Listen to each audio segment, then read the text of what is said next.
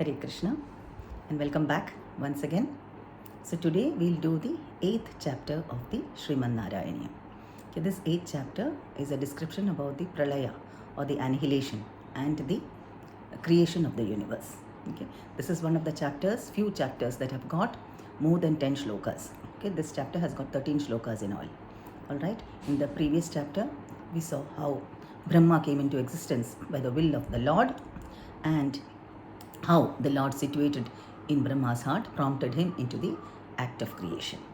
Okay, so this is a continuation of the previous chapter. Let's read the first shloka as usual and then do a quick summary. Right? Evam taval prakrita prakshayante brahme kalpe hyadime labdha janma brahma bhoyastvatta evapya vedan srishtim chakre purvakalpopamanam. So here the poet Sri Melpattur Narayana Bhattatripad starts off by saying, O Lord, at the end of the Prakrita Pralaya, that is the cosmic annihilation, in the first Brahmakalpa, Brahma came into existence by thy grace with the Vedas manifested in him, and he began creation in the same way as in the previous kalpas. Okay. Now, one kalpa, one day of Brahma is known as a kalpa, and its duration is 1000 Chaturyugas. So what are the Chaturyugas? The 4 yugas: the Satya Yuga, the Treta Yuga, the Dwapara Yuga, and the Kali Yuga. We are now in Kali Yuga, and Kali Yuga lasts for 432,000 earth years. We have completed 5,000 and odd years now. Kali Yuga started when Lord Sri Krishna left this planet Earth. Okay, so we have got 427,000 more years to go, at the end of which a new cycle will start beginning from Satya Yuga. So Kali Yuga lasts for 432,000 years, and Dwapara Yuga, the Yuga preceding the Kali Yuga, the Dwapara Yuga lasts for twice the Kali Yuga. That is its duration, twice the Kali. That is 432,000 into 2 is 864,000 years is the duration of Dwapara Yuga. And the duration of Treta Yuga, that is the Yuga before, just before Dwapara Yuga, is 3 times Kali Yuga, that is 3 into 432,000 years. And the first Yuga, Satya Yuga, is 4 times Kali Yuga, that is 432,000 into 4. So all these 4 yugas together, the Chatur Yuga, one Chatur Yuga is 4.32 million earth years, and one day of Brahma is 1000 Chatur Yuga. So 1000 into 4.32 million years, and such is the duration of his night. Night is known as Prakrita Pralaya. The day is known as Kalpa, and the night is known as Naimittika Pralaya. Okay, so there are 2 types of pralayas. One is Naimittika Pralaya, the partial annihilation when Brahma goes to sleep with all the with the entire creation merged in him. And then there is the cosmic annihilation, that is the Prakrita Pralaya at the end of Brahma's life, after which a new Brahma will be born. Okay, a new Brahma will take over.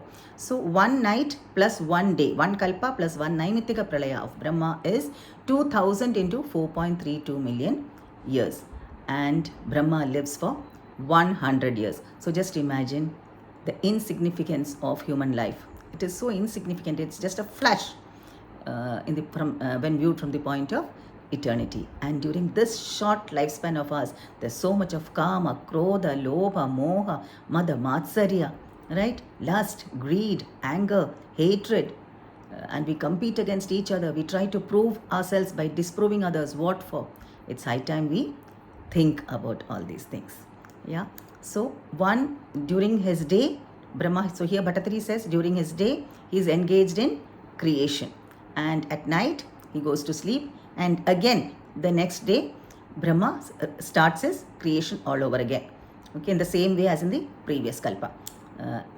But for Chiranjeevis or eternal souls like Markandeya,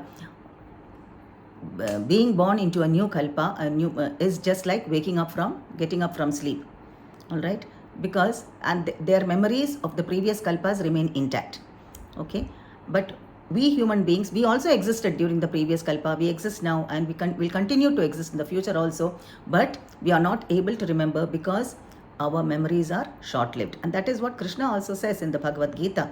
Krishna tells Arjuna, Natveva ham jatu nasam, natvam neme janadhipa, na chaiva na bhavishyama, sarve vayamata param. Oh Arjuna, we all existed, all of us existed in the past, we existed in the present, and we will continue to exist in the future as well. You don't remember those lifetimes, but I do, says Krishna. So we were all there during the previous kalpas, but we are not able to remember. We were there. We are what? Spirit souls, right? We are not these bodies, we are spirit souls. So we were there in the previous kalpas also in a different body, in a different dress. Just like we discard old dresses, worn out dresses, and accept new ones. Similarly, the soul accepts new bodies, discarding the old and worn out ones. So we all existed during the previous kalpas also, and will continue to exist in the future also. Only thing is, we don't remember because our memories are short-lived. So here Bhattatri says, in the morning, every day in the morning, Brahma continues with his creation. He engages in his creation, in his work of creation, just like we human beings wake up from our sleep and continue with our routine. Okay, and this current Brahma, the Brahma ruling over the current period, has completed one parartha of his lifetime. What is one parartha? Brahma's lifetime of 100 years may be divided into two halves. Okay, of 50 years each. So each half is known as a parartha. Brahma has completed the first parartha of his lifetime, and this is the start of the second parartha. That is, we are now in the first day of Brahma's 51st year. All right. And Bhattatri continues to say, O Lord, I shall now narrate thy pastimes during the previous night of Brahma and also of the next morning, that is of the present Parartha. Now, at the end of a creative day, Brahma, desirous of sleep, merged into thy abdomen along with his entire creation in a subtle form. At that time, the whole universe became one big ocean.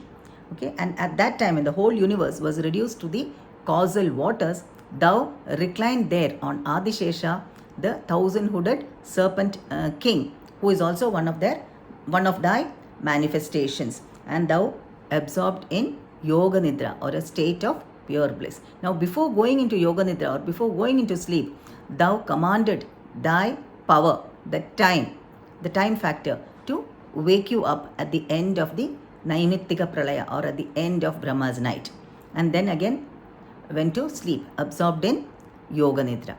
Accordingly, at the end of the Naimittika Pralaya, the time factor, your power, the time factor, or Kala Shakti, woke up first and then awakened you from your slumber, from your sleep. Okay, and when you woke up, you found that the entire universe was merged in thy abdomen, and you cast your glance on all of them.